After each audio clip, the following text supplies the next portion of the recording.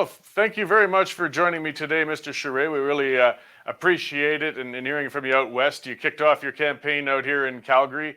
We don't have anybody at this point in the conservative leadership race from the west, so of course we have concerns, and that's where a lot of the questions are going to land today. Well, and I'm your Western candidate. If that's the case, I'm happy to fill the bill for Western Canada, Court. Okay. Well, we'll see how that goes. So, I mean, I'll start with one of the questions I got from a viewer the other day when I'd said you were going to be coming on. Some people are looking forward Yeah, to it, but she was concerned, of course, out here the firearm legislation, things like that. It's been going on since the '90s when you were in Parliament, and yeah. um, with some of the cabinet recently admitted, like with some of the rifle bans, it some of it overlapped and took on some hunting rifles and things such as that, as opposed to assault style is what the goal was. It was Carol Seville was asking about that. And we're wondering, would you be looking at revisiting perhaps to make sure that firearms legislation is remaining a little more fair to people who've been legally using firearms? Corey, the focus of the federal government on firearms should be handguns in cities like Toronto and Montreal, and working at the border to stop those handguns from coming into the country. That's where we should put our money and resources, and not target hunters or farmers in northern Alberta. And so on the legislation itself, I think we would need to look at what it does exactly to make sure it's efficient, and not just for the pleasure of trying to further legislate. So I would think that we would want to put together, maybe because it's done on a regulatory basis, there has to be a better control and a more rigorous control of who makes decisions on what it is exactly that we want to ban. And instead of just addressing appearances, why don't we address the real fundamental issue, which is handguns in cities? Okay, I think that's what a lot of people wanted to hear. There was a bit of a knee-jerk, I think, response, and some things get banned, and it's not necessarily actually impacting anybody except No. law-abiding firearm owners. Yeah. So, getting on to another policy then that's quite big out here of concern is the carbon tax, of course. That was a large dividing issue with the Conservative Party in the last couple of years, and it's certainly a strong issue with us in the West. Energy prices are very high. It's hard on agricultural producers, and whereas BC's had a carbon tax for quite some years now, it doesn't seem to have had an impact on emissions. So, where are you standing on a carbon tax or emissions control? We have to be smart about this, which means a comprehensive climate and energy policy which includes carbon capture and storage, biofuels, hydrogen, blue or green hydrogen, small modular reactors, hydro, all these things, and oil and gas. And the only way to do it, Corey, effectively is if the industry's in the room helping to design it and they buy into it. And the same is true for the provinces. So I'm certainly able to look at a policy and have a policy that has carbon pricing into it. It has to be flexible, simple, flexible enough to avoid increasing the carbon tax as the Trudeau government wants to do on the 1st of April, and it doesn't make sense. And then it should not discriminate against rural Canadians. It cannot be a wealth transfer tax. So we can walk and chew gum at the same time. Alberta has done it. I mean, Alberta has a price on carbon for industrial emitters, and they have a policy that makes sense. So that's the way we need to approach it. And if we approach it that way and deal with the transition, which includes natural gas and will include the use of oil, well, then we'll get to the same objective, but we'll do it in a smart way as opposed to just doing it while excluding industry or excluding the provinces. Right, yeah, because Western energy producers, I think sometimes haven't gotten enough credit for how much they have innovated and reduced emissions or taken on means of carbon capture, or even taking carbon and Yeah, turning it into other products. So it'd be good to see that recognized and pursued. So now we've still got the ongoing issue of getting our products to market, and that's been quite yeah. a battle going on, whether it's coastal pipelines, east, west, or in any direction. To be frank, how can we get assurances that we're going to still manage to meet those world energy needs? I mean, we may transition away eventually, but for the time being, the world needs a lot of our product right now. And this conflict in Europe, the invasion of Ukraine by Russia now has shed light on what it is that we should have been doing. And Canada should have been building pipelines. The last pipeline built in Quebec, by the way, was built under my government. I've always been pro-pipeline and pro-oil and gas. And the reason for that is the common sense that we all need to abide by as we see what's happening in Europe in this conflict, where we could be an alternative of oil and gas for Europe as opposed to being shut out as we are right now. So, but to do that, Corey, requires that there be a prime minister who actually stands up from time to time and says, "I'm in favor of a pipeline," as opposed to not or saying anything at all or not supporting the industry. That's what has been sorely lacking in the last few years. And now to have someone like myself, who has been Premier of Quebec, out there saying and defending these things, which I did when I was Premier and when I did when I left office, I think gives us a much more chances of succeeding at getting big projects done than if it were someone else. Well, there's definitely been an investment chill. I mean, we've had an ideologically driven government for quite some time, and a person doesn't feel confident in investing in a large infrastructure project when it sounds like the federal government wants to pull the rug out from under it. So, I mean, changing that Yeah. atmosphere would certainly be a good start to improving our production facilities.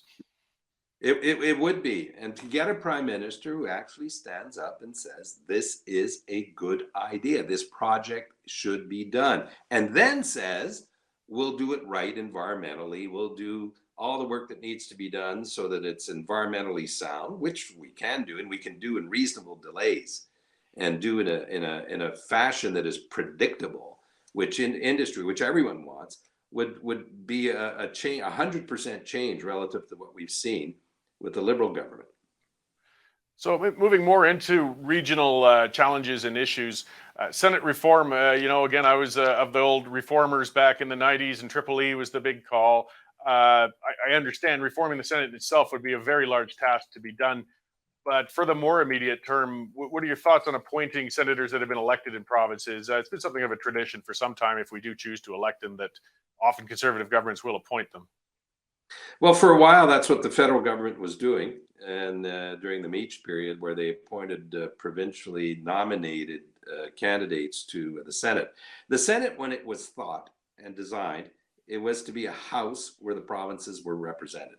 That's the core idea of what the Senate was designed to be. It's not that now. And that's one of the issues that needs to be addressed in the future. The bigger question is, does this mean we reopen the Constitution? I think there's probably other options that would allow the provinces a say in how we nominate senators, and that may be an option that we would look at. I'm open to those ideas. If the province of Alberta brings something forward and says, here is something that we would like to do, I would be very open to that, Corey. Well, and going farther, though, I mean, we went through that with Charlottetown and Meech Lake, but at some point down the road, are you receptive to looking at constitutional reform in Canada? Well, it's I don't see now how it can be done because the conditions are not there. I don't, if we undertake a round of constitutional discussions, we do it only if there is a huge and very substantial buy-in and preparation from the provinces. That work has not been done. And I don't see it right now, but that doesn't mean that there are not alternative things that can be done in the meantime that would allow this federal system of ours to work more effectively. And by the way, Corey, that's one of the things I want to bring to this job as leader of the Conservative Party and Prime Minister. I know how the country operates. I know how this federal system works, and I know how to make it work to get big things done. It would be a breath of fresh air in Ottawa to have a Prime Minister who has that direct experience and able to connect Quebec to Alberta, able to connect the West to the East and Central Canada to make our country work. It's the only way for Canada to be efficient, by the way. And so as a Prime Minister and leader of the Conservative Party, that would be right up our alley in terms of what we represent, in terms of our views and our values and our history of making this country work. Okay, and then likewise, I guess in a theoretical example, but something a very recent one, we had that vote in the House of Commons over protecting Quebec's seats no matter what the population distribution would be. I mean, our parliament is supposed to be rep by pop at least. And at that point, we basically seem to have voted to override even that principle, which sort of upset some people out there. I understand it's just a single seat, but that's a big principle. How would you have responded to that if you were in at that time? Well, there was a second vote to which all the Conservatives voted in favor of that says we could maintain the minimum level of seats in Quebec at 78 and then add, and then you'll get the same outcome.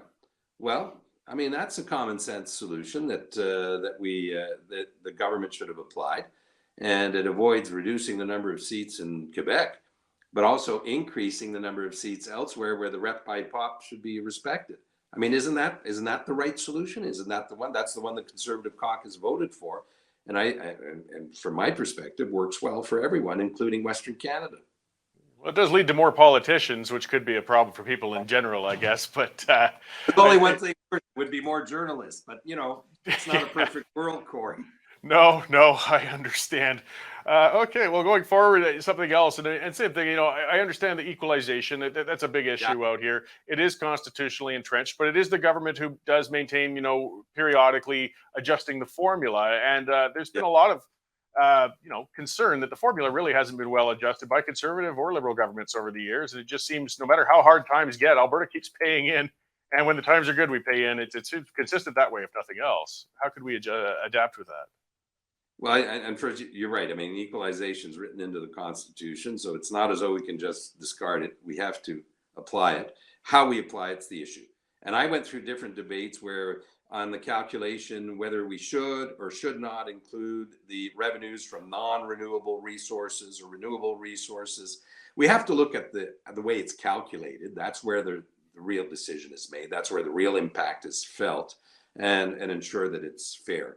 And it has to be revised periodically anyway. I think it's on every 5 years. So let's look at it so that it's fair for everyone, including the people of Alberta and of Western Canada in general. So I've been through the process of revising it, and we've made it better in those days. It's imperfect, but let's look at it with again a view of making it fair for everyone, including Alberta. Okay, now we're getting into some times with foreign relations, of course, are Yeah. between the Ukraine-Russia conflict, and as well with China's really looming as a large power on the world scene. And in my view, Canada's been fairly weak internationally, unfortunately, though traditionally we've been a very respected player on the world scene. How could we reclaim our space, I guess, as a country to be respected in that sense, and have a role on the world governance scene? Well, Corey, Canada is, under this Liberal government, has a weakened position internationally. I mean, we are not the voice that we once were. And let's start with our immediate neighbor, the United States, with whom obviously the relations are not as good as they were. I mean, they are as a protectionist as they were under the Biden administration, as they were under the Trump administration. One of the messages coming out of that is that we have to rely on ourselves. We have to diversify trade. We have to do it aggressively. We have to get out in the world more and depend less on the United States. The other part of it is defense, which the terrible conflict in the Ukraine has brought home. I mean, it's heartbreaking for us to watch the reports every day on the news, but what lesson should we draw from that? We need to do more on national defense for ourselves to start with, occupy our north, and not lose sight of the fact that we are neighbors of Russia in the Arctic. We need to occupy our northern territory and to make sure that we are there and not absent as the way we are now. And Corey, even in the Northwest Passage, the Americans do not recognize the Northwest Passage as being Canadian territory. That speaks volumes of the fact that we have to be much more assertive in our foreign policy across the world. It starts with defense, but it also starts by being present in Africa and the Middle East, where we're missing in action in a lot of places in the world, where our interests are at play. Asia is part of that. Now, we do need an Indo-Pacific strategy that puts China in the context of Asia, but not only China. We need to look at the broader Asia area and region, which includes India, which includes ASEAN, which includes Southeast Asia. That's the only way for us as a country to be able to have a strong, relevant presence in those parts of the world. I appreciate that you brought up Arctic sovereignty. I spent a number of years working up there, actually, and ironically, some government scientists would come to our oil field camps to study because they didn't have the means to get as far north as we did, which is pretty unfortunate when you look at things. The private industry can get up there, but not government-funded things. And we're leaving a big space up there unattended, so it's kind of hard to claim sovereignty if we can't even get to it. And Stephen Harper made annual trips to the north, and people sort of poo-pooed it. They thought, well, what's the point? It was very relevant. We look back on that. It establishes a presence that is extremely important in a tangible way. So at least the minimum is that we have to occupy our own territory. So going a little further, you were talking about international relations with the United States. I'll kind of close out, and it's been a sticking point regionally as well, though. And a sticking point when it comes to trade is supply management. Our dairy system and poultry and such.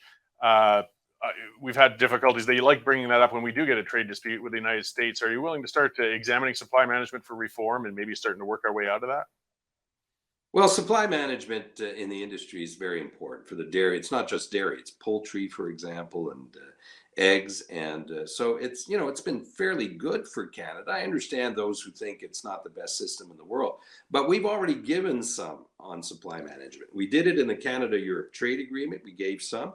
We did it on CPTPP. We also gave into some part of the market there, and we did it on CUSMA in 3 different trade agreements.